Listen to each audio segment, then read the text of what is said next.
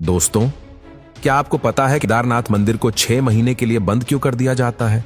और क्या आप जानते हैं केदारनाथ मंदिर के पास एक ऐसा कुंड है जिसके पास ओम नाम का जाप करने से कुंड में बुलबुले होते हैं? और क्या आपको पता है केदारनाथ मंदिर को कब और किसने बनवाया था? दोस्तों, भगवान शिव का धाम केदारनाथ एक नहीं बल्कि कई रहस्यों का घर है। और भारत ही नहीं बल्कि दुनिया भर में केदारनाथ मंदिर को दुनिया के सबसे रहस्यमयी मंदिरों में से एक माना जाता है। केदारनाथ मंदिर भारत के उत्तराखंड राज्य के रुद्रप्रयाग जिले में स्थित हिंदुओं का एक प्रसिद्ध मंदिर है। उत्तराखंड में हिमालय पर्वत की गोद में केदारनाथ मंदिर 12 ज्योतिर्लिंगों में शामिल होने के साथ 4 धाम और 5 केदार में से भी एक है। और इस मंदिर के बारे में एक बहुत ही प्रचलित मान्यता यह है कि जो कोई भी इस मंदिर में जाकर पूजा कर पाता है वो बहुत ही भाग्यशाली होता है। और ऐसा इसलिए क्योंकि इस मंदिर तक पहुंच पाना हर किसी की किस्मत में नहीं होता। लेकिन एक हैरान कर देने वाली बात तो यह है कि इस मंदिर को कब और किसने बनवाया, इसके बारे में कोई भी ठीक से नहीं जानता है।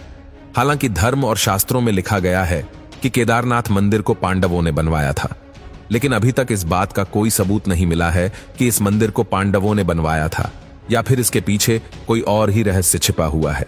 वैसे इस मंदिर का रहस्य यहीं खत्म नहीं होता है, क्योंकि जब आप इस मंदिर की बनावट को देखेंगे तब सोच में पड़ जाएंगे। क्योंकि केदारनाथ मंदिर में जिन पत्थरों का इस्तेमाल किया गया है वो इतने सटीक और इंटरलॉकिंग तरीके से लगे हुए हैं कि देखकर इन्हें ऐसा लगता है जैसे मॉडल इंजीनियरिंग के द्वारा बनाया गया हो। लेकिन ये तो पॉसिबल ही नहीं है, क्योंकि ये मंदिर आज से हजारों सालों पहले बन चुका है। और जाहिर सी बात है कि जब भी यह मंदिर बना होगा उस समय आज की जैसे मॉडर्न टेक्नोलॉजी तो होगी नहीं। और इसलिए बिना किसी आधुनिक तकनीक के इस मंदिर को ऐसा बना पाना किसी चमत्कार से कम नहीं है। चाहे कैसा भी तूफान, बाढ़ हो या बवंडर, इस मंदिर को कुछ भी नहीं होता।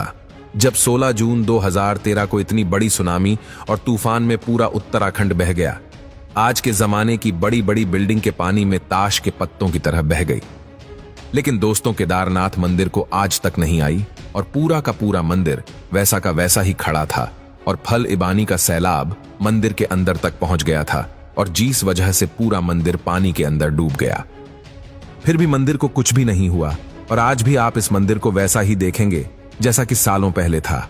वैसे बहुत से लोग ये सोच रहे होंगे कि इसमें कौन सी बड़ी बात है, लेकिन थोड़ा रुकिए।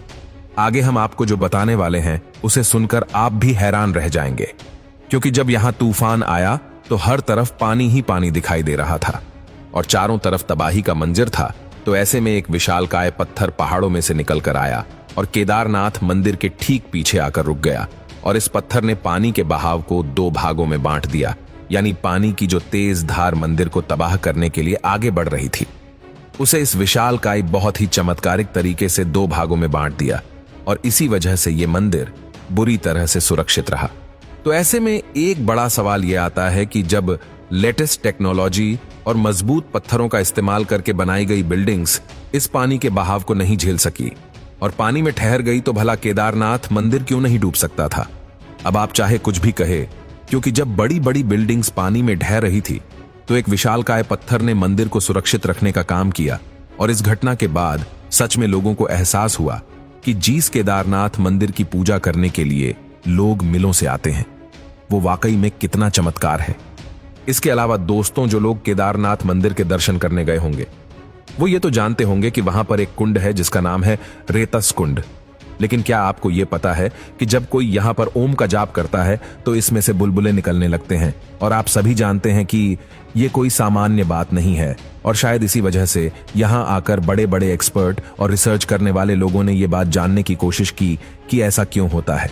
लेकिन इतनी सारी खोजबीन करने के बावजूद भी उन्हें इसका कोई वैज्ञानिक तर्क नहीं मिला। और अभी बहुत से वैज्ञानिक ये बात जानने की कोशिश में लगे हुए हैं कि ओम का जाप करने पर इस कुंड में से बुलबुले क्यों निकलते हैं।